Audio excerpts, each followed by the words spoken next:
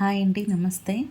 చాలా రోజులకి మళ్ళీ మేము ఒక వీడియో పోస్ట్ చేస్తున్నాము. అయితే ఈసారి మేము కోలాటం వీడియో కాదండి, మేము ఇయర్లీ వెకేషన్ అని సరదాగా ఒక ట్రిప్ వెళ్ళాము.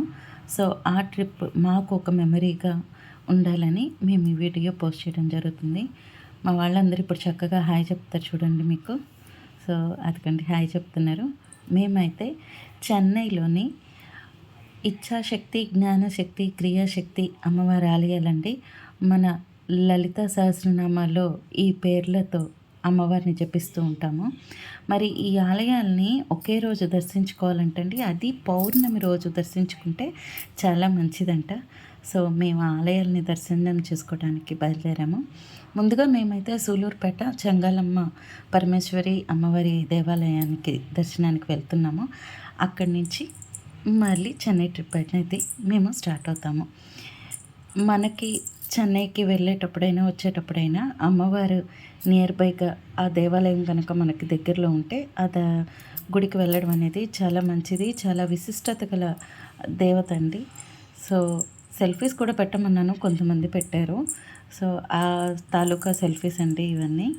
మేము ట్రిప్లో భాగంగా కొన్ని గేమ్స్ అయితే ఆడాము, తంబోలా అని. అలాగా వాటికి గెలిచిన వాటికి చిన్న సైజ్ సర్ప్రైజ్ ఇవ్వడం కూడా జరిగింది. ఇదేనండి సూలూరుపేట చెంగాలమ్మ పరమేశ్వరి ఆలయము. సో ఇక్కడ అమ్మవారు తన భక్తులకి 24 గంటలు ఎప్పుడూ దర్శనమిస్తూ ఉంటారండి. ఎందుకంటే ఈ ఆలయంలోని అమ్మవారి గుడికి తలుపులు లేవండి. తలుపులు పెట్టాలని ప్రయత్నించినప్పుడల్లా తలుపులు చెట్టుగా మారిపోయేటివట. సో అందుకని ఇక్కడ అమ్మవారి గుడికి తలుపులు లేవు. సో సెల్ ఫోన్స్ అయితే నాట్ అలౌడ్. సో మేము బయటే సెల్ ఫోన్లన్నీ పెట్టేసి వెళ్ళిపోయాము దర్శనానికి.